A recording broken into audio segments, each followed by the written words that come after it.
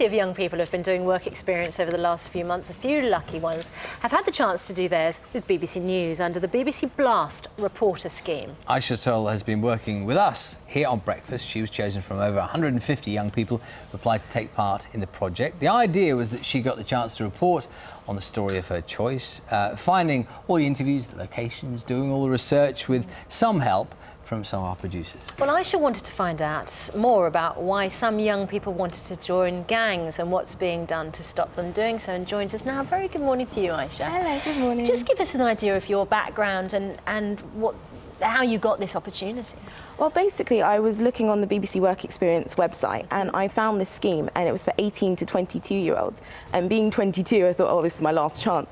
So I went for it, and basically, I really wanted to find out why young people were joining gangs, what was being done to stop it. Yeah. I'm curious now, Yasin, feel free to say, you want to do this story because you think it hadn't been done well, hadn't been done properly, that people don't understand, that it's done by older people who don't understand it? What was your thought process? I really wanted to do it from a younger person's perspective, and I think that a lot of reporting out there has been quite negative on young people, and there are a lot of positive things going on, a lot of youth centres doing things, police are doing stuff as well, so I really wanted to get a positive slant on what was happening with young people. Talk to you in just a moment. Let's have a look at your report.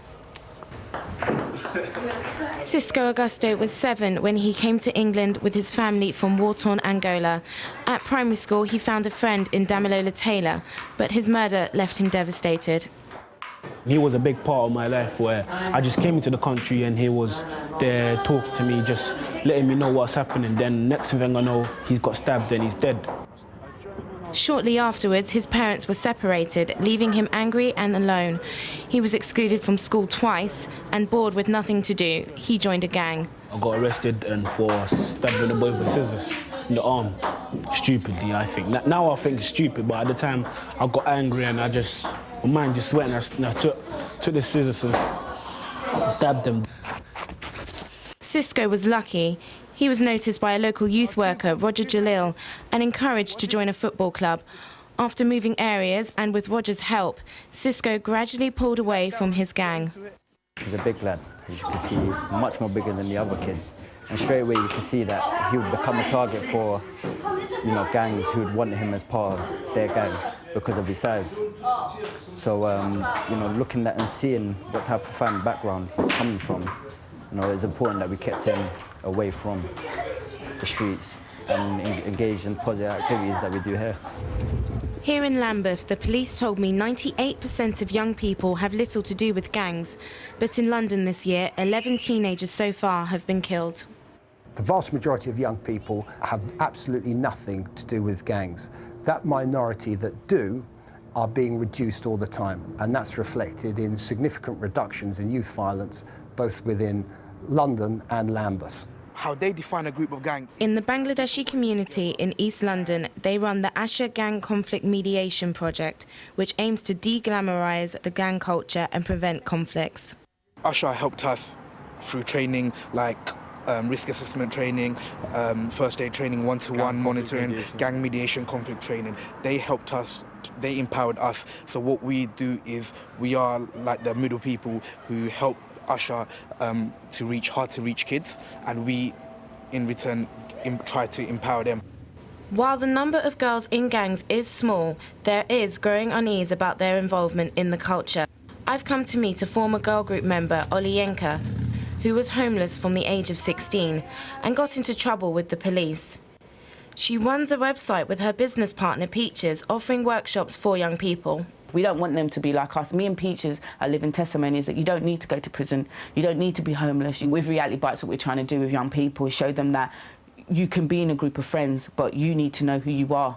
Because if you don't know who you are and you're not confident in yourself and what you want for yourself, then that's when you can be dragged down the wrong way. We don't tell them they're wrong and we don't say they're right. We just say, these are the choices you've got in front of you. For Cisco, the future is looking very positive. Now aged 15, he's just taken 9 GCSEs and wants to go to university. Aisha Toll, BBC News. Aisha, That's your first report then for BBC News. That was my first report, yeah. And did you come to any conclusions, any firm conclusions, or simply there's a very complex problem? It's such a complex issue, and it's really difficult to get people to talk about it. That's one of the things that I found. So when I first started the report, I thought, oh yeah, people are going to want to talk about it, but it was really, really difficult. I think the conclusions that I drew were that there needs to be a lot more money put into it and a lot more youth centres offering things for young people to do. And I think that would help the situation a lot. Were you conscious? I know you were talking about how when you went into this, you were trying to look at the story from a positive angle, things that are being done. Were you conscious? Because I know it's the thing a lot of reporters say, is they're mindful, as they're trying to make a positive story, that people might be watching that who may have been victims of crime, who are thinking, do you know what, I don't have a lot of sympathy for these kids who get in trouble, and I want that reflected too. And I know you talked to Cisco and you didn't shy away, and he didn't, from what he'd done. And I think that sometimes people need to hear that too. Do you know what I'm saying? That is one of the problems you face when you have to balance some of these things up. That is definitely one of the difficulties, and I did want to try and get a lot of different people's views across. It was very difficult to try and find victims of gang violence to come forward and speak, so I tried to reflect that in my reporting there, so I hope I did a Because good that's job. another problem in itself, isn't it? Getting people to talk to you.